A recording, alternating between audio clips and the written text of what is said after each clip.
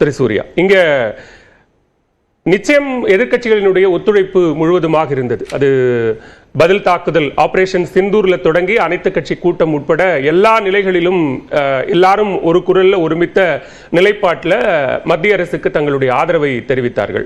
இப்போ அமெரிக்காவினுடைய தலையீடு இருக்கிறது. இந்தியா அறிவிக்கிறதுக்கு முன்னாடி இதை ஏன் அமெரிக்கா அறிவித்தது அப்படிங்கிற ஒரு கேள்வி எழுகிறது. அதில் தான் எதிர்க்கட்சி தலைவர் ஒரு சிறப்பு கூட்டத்தை, நாடாளுமன்ற கூட்டத்தை கூட்டணும், இது தொடர்பாக விவாதிக்கணும் அப்படிங்கிற ஒரு கோரிக்கையை முன்வைக்கிறார். அதான் இப்போ ராகுல் காந்தி அவர்கள் சொன்னதும் அப்படியே வெர்பாட்டும் நான் சொல்கிறேன். அவர் என்ன சொல்கிறாருன்னா, it is crucial for the people and the representatives to discuss Pahalgam terror attack and today's ceasefire first announced by US president Trump.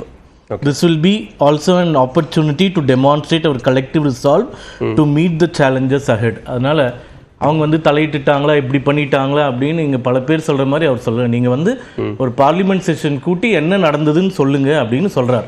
இப்போ என்ன நடந்ததுன்னு பார்லிமெண்ட் செஷனில் சொல்கிறதுக்கு முன்னாடி நடராஜன் சார் சொன்ன மாதிரி நம்மளுக்கு அவைலபிளான ஃபேக்ட்ஸ் பப்ளிக் டொமைனில் இருக்கிறது. மே 7ஆம் தேதி டொனால்ட் ட்ரம்ப் அமெரிக்க ஜனாதிபதி ஒரு பதிவு போடுறார்.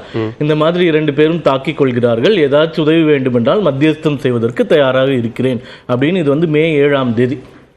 மே 8ஆம் தேதி அவர்களுடைய மார்க்கோ ரூபியோ அவர்களுடைய செக்ரட்டரி ஆஃப் ஸ்டேட் அவர் வந்து என்ன சொல்றாருன்னா, ஜெய்சங்கர் அவர்கள்கிட்ட இந்த நிலைமையை பற்றி பேசும்போது ஜெய்சங்கர் அவர்களுக்கு சொல்வது என்னவென்றால், we have every right to respond. எங்களை தாக்கி இருக்கிறார்கள், எங்கள் மீது எந்த அட்டாக் நடந்தாலும் அதை தாக்குவதற்கும் எங்களை காப்பதற்கும் எங்களுக்கு முழு உரிமை இருக்கின்றது அப்படின்றத சொல்லிடுறார்.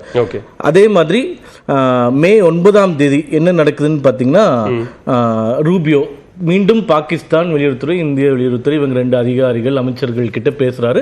இது எல்லாமே பப்ளிக்காவே போட்டிருக்காரு. இப்ப நடந்தது என்னன்னா, இந்த 11 ஏர்பேஸ் இன்க்ளூடிங் அந்த நூர்கான் ஏர்பேஸ்ன்னு சொல்லக்கூடிய ராவல்பிண்டியில் இருக்கக்கூடிய, அதாவது நியூக்ளியர் கேபிட்டல், உலக வரலாற்றுல எந்த சரித்திரத்திலுமே ஒரு நியூக்ளியர் பவர் இன்னொரு நியூக்ளியர் பவரோட ஏர்பேஸை தாக்கியதாக வரலாறு கிடையாது. இப்போ நீங்க சொன்ன இந்த பிரஸ் கான்ஃபரன்சஸ்ல 11 விமான படைத்தளங்கள் ஏர்பேசஸ் எவ்வளவு கடுமையாக தாக்கப்பட்டிருக்கு அப்படின்றத இமேஜஸ் வந்து நம்மளுடைய அதிகாரிகள் வந்து வெளியிட்டிருக்காங்க.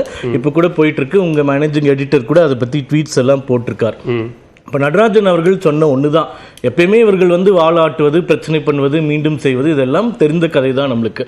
இப்போ இந்த 11 ஏர்பேஸ், அதாவது ஃபர்ஸ்ட் வந்து ஆபரேஷன் சிந்தூருடைய முதல் பாகத்தில் அங்கே தீவிரவாத முகாம்களை வந்து தாக்கியிருக்கோம். அந்த 9 முகாம்களில் 4 முகாம்கள் தான் காஷ்மீர் பகுதி, அதாவது பாகிஸ்தான் ஆக்குபைடு காஷ்மீர் இருக்கு.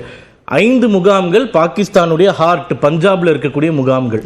இப்போ இன்று வரை தாக்கப்பட்ட 5-6 நாட்கள்ல நீங்க வந்து நம்மளுக்கு எதிராக இருக்கக்கூடிய டர்க்கின்னு சொல்லக்கூடிய நாடுகளோ, சைனா சொல்லக்கூடிய நாடோ, இன்னொரு நாட்டுக்குள்ள இந்தியா போய் தாக்கியதை கண்டிக்கிறோம்ன்ற ஒரு வார்த்தை கூட சொல்ல கிடையாது. அப்போ அதெல்லாம் நம்ம நோட் பண்ண வேண்டிய விஷயங்கள். அப்போ வந்து இந்தியா இன்னொரு நாட்டுக்குள்ளே போய் அவர்களுடைய தீவிரவாத முகாம்களை அடித்த பொழுதும் கூட உலகத்தில் எந்த நாடும் அதை கண்டிக்கவில்லை, எதிர்வினை ஆற்றவில்லை அப்படின்றது முதல் விஷயம். இரண்டாவது, இந்த 11 ஏர்பேஸஸை தாக்கியதுக்கு மிக கடுமையான சேதங்கள் நடராஜன் அவர்கள் ஐயா அவர்கள் சொன்னதுதான். மிக கடுமையான சேதம், அவர்கள் எதிர்பார்க்காத விஷயங்கள். அவர்களுடைய ட்ரோன் கெப்பாசிட்டி 99% எல்லாத்தையும் தீர்த்துட்டாங்க. அப்படி இருக்கும்போது அவர்கள் அமெரிக்காவிடம் போய் சரணடைகிறார்கள், பேச சொல்கிறார்கள், இதெல்லாம் நடக்குது. இப்போ அமெரிக்காவுக்கு பணிந்துருச்சா பணியலாம் அப்படின்னு கேட்டதுக்கு நேத்தினுடைய விக்ரம் மிஸ்ரி அவர்களுடைய செய்தி அந்த பிரஸ் கான்ஃபரன்ஸ் சொல்றாரு. அதாவது நேற்று மதியம் 4:35 மணிக்கு director general of military operations Pakistan, இந்தியாவுடைய டிஜி அவர்களுக்கு ஹாட்லைன் எப்பயுமே இருக்கு, 75 ஆண்டு காலமாக இருக்கக்கூடிய ஒரு ஹாட்லைன். அதில் கூப்பிட்டு இந்த மாதிரி சீஸ் ஃபயர், அதாவது இப்போதைக்கு நிறுத்துறோம் அப்படின்றது சொல்கிறாங்க. அவர் சொன்ன இன்னொரு விஷயமும் கரெக்ட் தான், சீஸ் ஃபயர் அக்ரிமெண்ட் அப்படின்றது எங்கேயுமே கிடையாதுங்க. சரி, நம்ம மிஸ்ரி சொல்லும் போதும் என்ன சொல்றாரு, இல்ல ஜெய்சங்கர் சொல்லும் போது அண்டர்ஸ்டாண்டிங், ஒரு புரிந்துணர்வு. இப்ப நீங்க கேட்ட மாதிரியே அந்த புரிந்துணர்வு ஏற்பட்டதுக்கு அப்புறமா கூட அவர்கள் தாக்கிய விஷயங்களை நம்ம பார்த்தோம். அதற்கும் நம்ம தக்க பதிலடி கொடுத்திருக்கோம். இன்னைக்கு அவர்களுக்கு மிக கடுமையான சேதம். இவ்வளவு பேசுறவர்கள் இந்தியாவில் எந்த இடத்தையும் அவங்களால அட்டாக் பண்ண முடியல. 400 ட்ரோன்கள் அனுப்பி இருந்தா கூட நம்மளுடைய ஆகாஷ் ஆகட்டும், S-400 ஆகட்டும், இது எல்லாமே மிக திறமையாக கையாண்டு இந்தியாவில் எந்த சேதமும் ஏற்படாத அளவுக்கு தடுத்திருக்கோம். அவர்களுக்கு 2 வாய்ப்புகள் இருந்தன. இல்லை. ஒன்று மீண்டும் அடி வாங்கிட்டு மொத்தமாக அழிஞ்சு போகிறது, இன்னொன்று சரணடைவது. இரண்டாவது இதை வந்து அவங்க தேர்வு செஞ்சுருக்காங்க. அதற்கு அமெரிக்கா கிட்ட போய் மத்தியஸ்தம் செய்ய கேட்டிருக்காங்க. இப்போ அவங்க பேசி இது நடந்ததா அவங்க பேசாமல் நடந்ததான்றதுக்கு மிஸ்ரி தெளிவாக பதில் சொல்லியிருக்கார். பாகிஸ்தான் டிஜி எங்களை இந்த நேரத்தில் தொடர்பு கொண்டார், அதற்காக நாங்கள் வந்து அண்டர்ஸ்டாண்டிங்ல இருக்கோம், ஆனால் அவர்கள் மீண்டும் தாக்கினால் நிச்சயமாக தாக்குவோம். இதுல ஒரு கேள்வி என்ன எழுதுன்னா, தொடக்கத்திலிருந்தே பெஹல்காம் தாக்குதலுக்கு பிறகிலிருந்தே அமெரிக்க அதிபரோ அல்லது இந்தியாவிற்கு வந்த துணை அதிபர் ஜேடி வான்ஸ் உள்ளிட்டோரோ இந்த விவகாரத்துல நாங்க தலையிட விரும்பல அப்படிங்கறத ரொம்ப தெளிவுபடுத்திக்கிட்டே வந்தாங்க. இப்ப நீங்க சொன்ன மாதிரி பாகிஸ்தான் கேட்டு அதற்கு பிறகாக பேச்சுவார்த்தை நடத்தப்பட்டிருந்தா அது வெளியுறவு செயலர் மார்க்கோ ரூபியோ மட்டத்திலோ அல்லது அதிபர் என்ன சொல்றாருன்னா, ட்ரம்ப் என்ன சொல்றாருன்னா, நானே இரு நாட்டு தலைவர்களோடு பேசினேன், அதை பேசி ஒரு காமன் சென்ஸ் அடிப்படையில் இந்த விவகாரத்தை ஒரு முடிவுக்கு கொண்டு வந்திருக்கிறோம் அப்படின்னு சொல்றாரு. சோ அப்ப அவர் பேச்சுவார்த்தை நடத்தக்கூடிய ஒரு தேவை எந்த மட்டத்தில் எழுது அப்படிங்கிற கேள்விதான் முக்கியமானது. இல்லை, அவரே பேசியிருக்குன்னு அவர் சொல்லல. அதாவது after a long night of talks mediated by the United States, சரி, I am pleased to announce அப்படின்னு சொல்றாரு. அதனால அவரே பேசியதாக எங்கேயும் குறிப்பிடவில்லை. அவர் சொல்றது இல்லை, இப்போ அவர் சொல்லியிருக்காரு அவர் மறுக்கணும் அப்படின்றது கிடையாது. அதே மாதிரி தான் அவர் வந்து நிறைய விஷயங்கள் சொன்னார். அதிபரானா 24 மணி நேரத்தில் உக்ரைன் ரஷ்யா போர் நிறுத்துவேன்னு சொன்னார். அதே மாதிரி தான் வந்து கனடா வந்து அமெரிக்காவினுடைய 51வது மாகாணம்னு சொன்னார். டுடியோ வந்து கவர்னர் சொன்னார். இது எல்லாமே அந்தந்த அரசியல்வாதிகள் அவர்கள் மக்கள் கிட்ட மைலேஜ் எடுத்திருக்காது சொல்லக்கூடிய விஷயங்கள். இப்போ உக்ரைன் ரஷ்யா வார் வந்து 24 மணி நேரத்தில் நிறுத்துவோம்னு சொல்லி அவரால் நிறுத்த முடியவில்லை.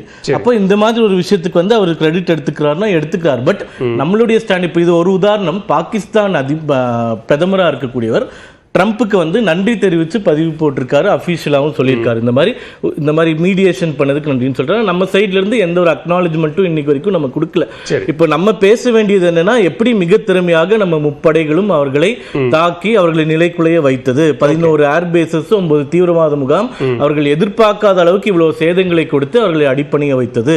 இந்த ஆபரேஷன் சிந்தூர்ன்றது எவ்வளவு வெற்றிகரமாக இருந்தது.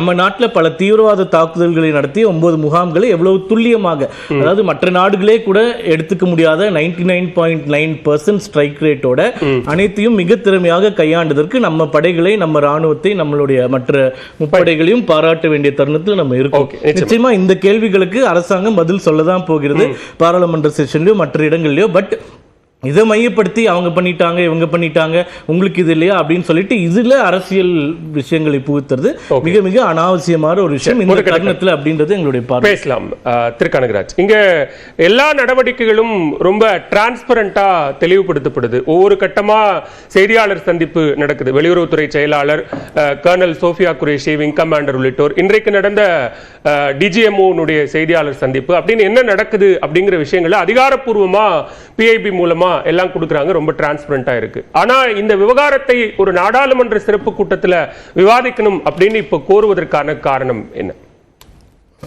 ரெண்டு விஷயம். அமெரிக்கா இதில் தலையிட்டு இருக்குங்கிறது ஒன்று, சீஸ்ஃபயர் வந்திருக்கிறதுங்கிறது நல்ல விஷயம், பாராட்டத்தக்கது. சரி, சார் சொன்னார் சீஸ்ஃபயர்னு சொல்லலை அப்படின்னு சொன்னார். ஆனால் நடராஜன் சார் சொல்லும்போது சொன்னார்